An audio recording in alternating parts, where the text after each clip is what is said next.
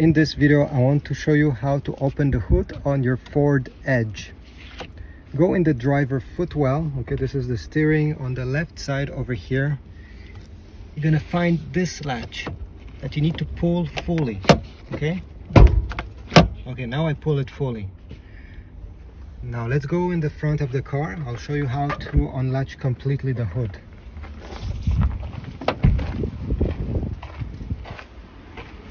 So this is the middle of the grille. If you go up, you're gonna find a latch right over here. Simply by putting your fingers there, you're gonna feel it.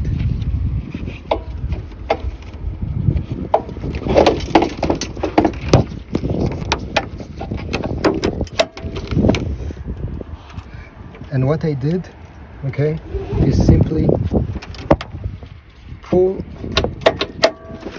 up on that latch and lift the hood. Let me redo it. Okay, so usually, oops, the hood stays like this. Okay, pull and lift the hood. Now you're gonna have access to the engine bay. Let's put the prop rod. This is the prop rod. Okay, it goes right over here. So now you have access to the engine bay of your Ford Edge. I hope this was useful. If so, please leave a like, subscribe, and I'll see you in the next video.